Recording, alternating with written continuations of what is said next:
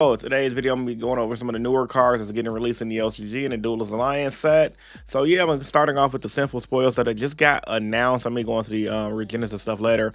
Before we get to the active video itself, smash the like button, hit the subscribe button for more. We're almost at 22K subs, and be sure to leave a comment on the video. It definitely helps push me through the algorithm. So if you guys care about seeing this channel grow, at least leave a comment. Just say something like for the algorithm. I'll be highly appreciative. So, Battle for the Sinful Spoils reaches its climax.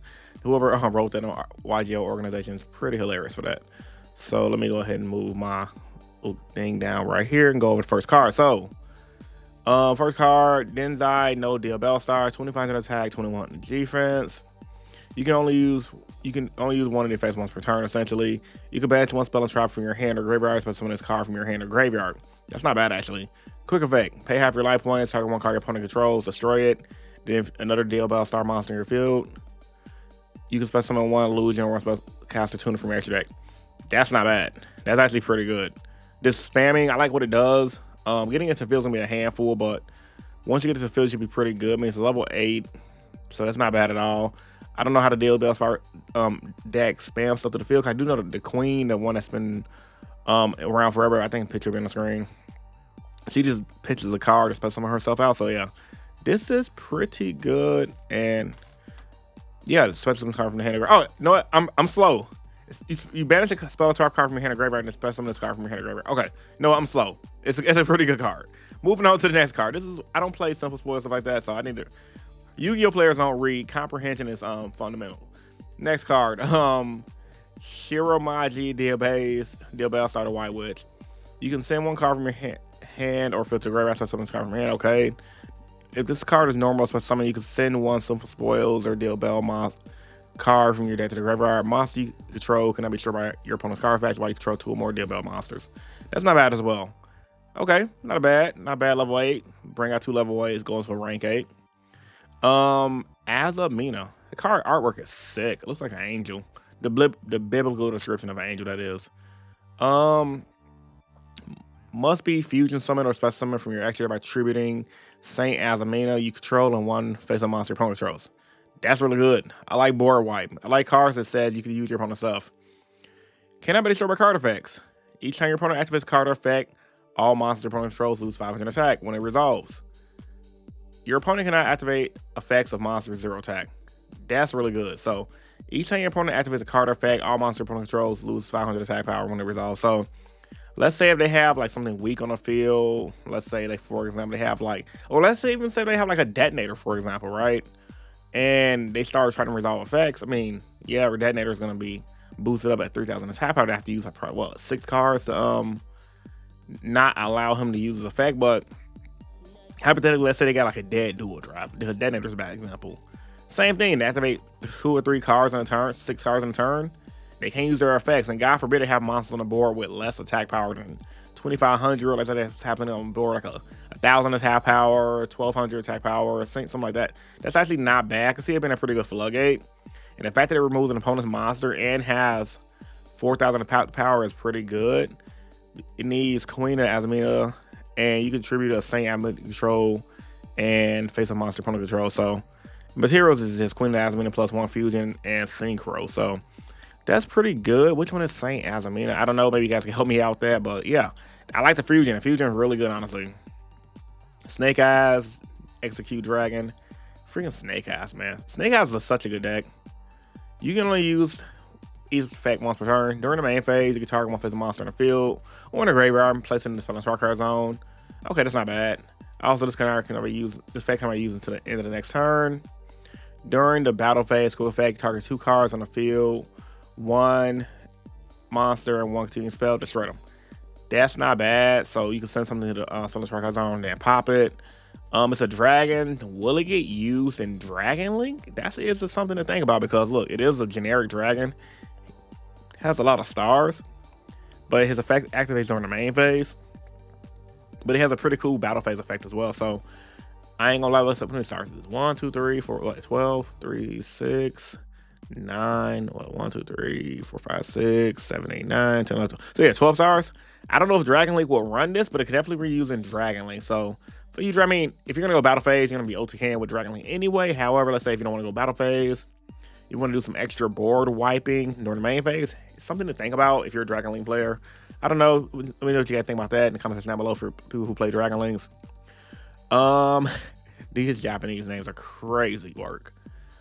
Shiroki Mori no Ginyu, Mystic Mystery to White Force. So I got to preface, most of these things will be using the White Force deck. I did see a video about Lithium. Shout outs to him. He had an awesome video he just dropped about the White Force engine using a lot of this stuff. So 700 attack, 2000 defense. You can only use first effect once per turn. This card special summon. Target 2 White Force monsters to your graveyard. Place them face up in the own spell trap card zones to continue spells. During opponent's main phase, quick effect, you can activate this effect immediately after it resolves. Synchro summon.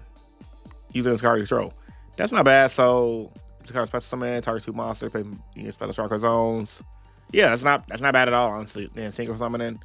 I don't know how often you use it. Like, I don't play White Force, but White Force is a really good synchro spammy deck. Probably the best synchro deck out right now, outside of just the regular Synchron deck. But that's actually pretty good. And Manadam as well. Manadam is real as well.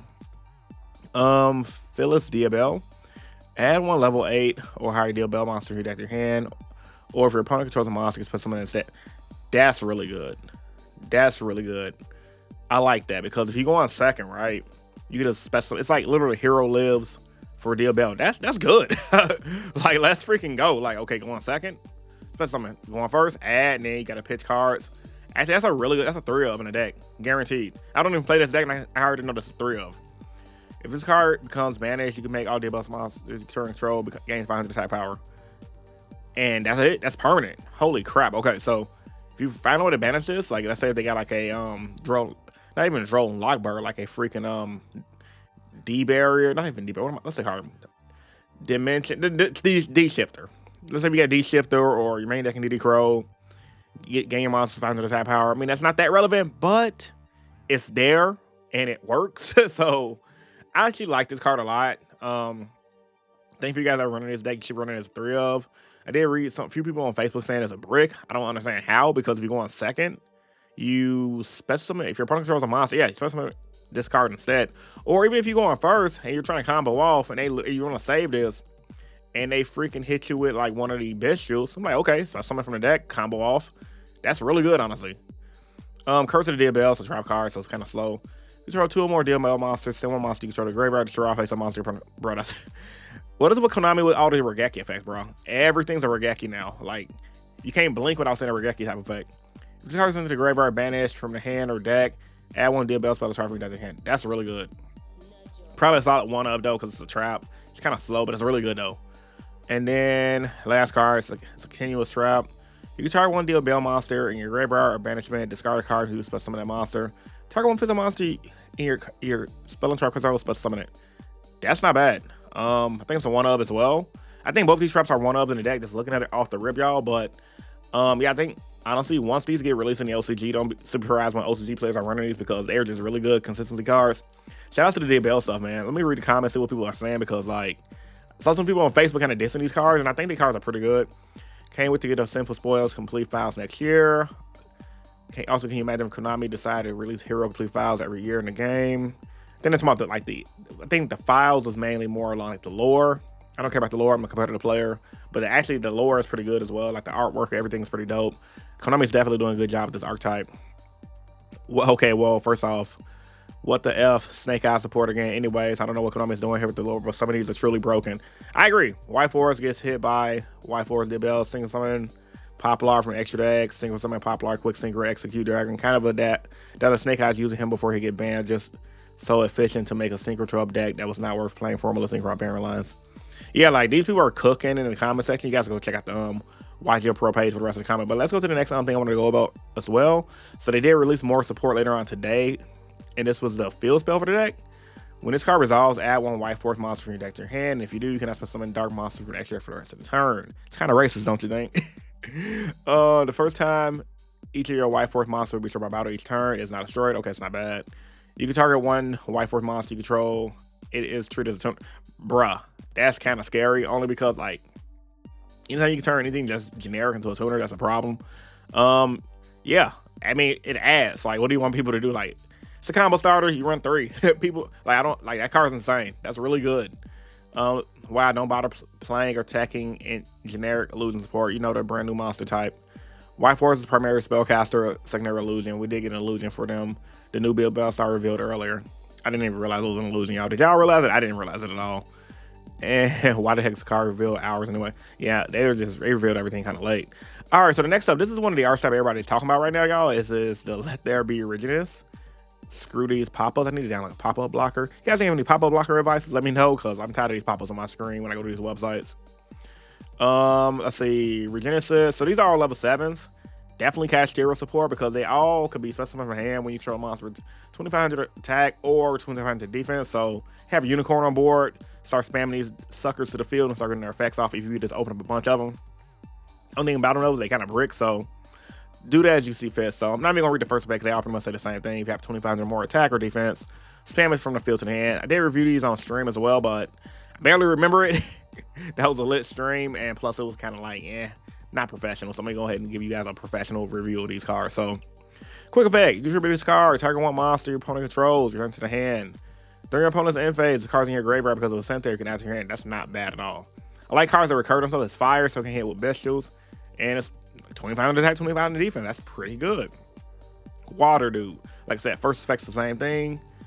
When your opponent activates a card or effect, quick effect, you can send one generations card from your hand or face up and field in the air to get the activation. And if you do destroy that card during your end phase, the cards in your graveyard send it to your hand instead. So I think the third effect's always the same when during that graveyard during end phase, add them to your hand. So DD Crow might come back in the meta game if this deck ever becomes relevant because you can't really best shield him because like, he's fire, he's water. This dude's wind. They probably got light and dark ones too, but like some of the good ones like the Omnigate, he's like, this is Omnigate, right? Yeah, card or effect. So yeah, it says card, doesn't say spell trap monster. So yeah, that's really freaking good, honestly. These are all probably one-ups too, honestly. I don't know if you want to open up these because they can kind of brick. Because you don't know how to wait to summon these out. You're just gonna pass. You only special summon this card. So yeah, this is the win. Let's see, quick effect. Tribute this card, target spell opponent trolls, banish it. Then of course on the end phase, add it to your hand. Side deck worthy for sure. Let's see this dude. He is the Earth Fiend. Okay. Like I said, first effect, the same thing. Oh, actually, he's kind of different. You can spell summon this card by revealing one monster in your hand with 2500 attack or defense. Okay, let me make sure I ignore that from the other dude. You monster. Okay, yeah. So he's good. You run him as a 3-of because if you want to make this deck pure, he's the one that you reveal one, spell summon them out. Almost like voice. The versus deck. It's a card normal special. Add Regenesis card from your deck or management to your hand, except himself during the end phase, add it to your hand. That's really good. I like that card a lot. It's really 3-of in the deck for sure. All right, here's the light one. Can I be normal summon the set? Must be special by banishing one facial monster with the stats. If this card is special summons, you can set one spell drop from your deck for the archetype at least. Gain 2500 attack during the battle phase only. If this card attacks a defense possessed monster, inflict piercing damage. You definitely run this as a 1-of because it's searchable. You run this guy as a 3-of though, guaranteed. Then the spell card, it looks like a Rhoda. Let me see. Take one Regenesis monster from your deck and either add to your hand or send it to the graveyard. How did I know? Like, I forgot. I know I read this the other night, but literally, sometimes you just look at a card and like, that looks like a Rhoda. Do you guys know about that? Let me know in the comment section down below. I can just look at cards like, yeah, that's a Rhoda. Or yeah, that's an Omnigate. Like, usually if it's a counter trap, it's an Omnigate. My nose is running like crazy right now. I don't know why my allergies are kicking in. Oh my God. Okay, this card's in your graveyard. Subturn, it was sent there. You can banish it. Target one resistance monster graveyard special summon it. That's really freaking good. You're running as a 3-of. Tor Regenesis. You can also use special summon it.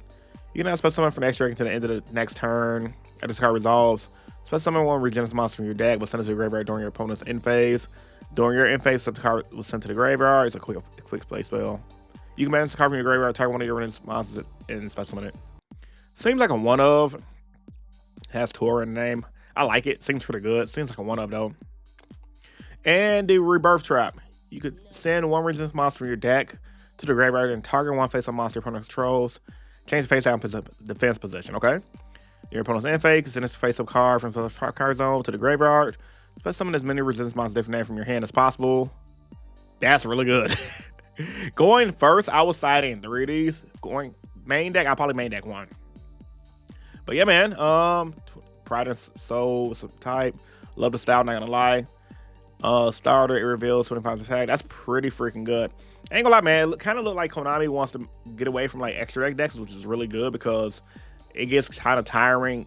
Cause playing Yu-Gi-Oh back in the day versus playing now, you didn't need an extra deck back in the day. You can just get everything you need from the main set and be done. But with decks like this, you're gonna play extra deck anyway. But the fact you don't really need an extra deck to make this deck work is good. Pot of Extravagance is probably gonna be running this deck at 3. So yeah, man, tell me what you guys think about this review. Comment section down below. Like the video if you're new here. If you want to subscribe for more, subscribe for more. It's your boy Rogue, and I'm signing out. Peace. See you guys in the next video.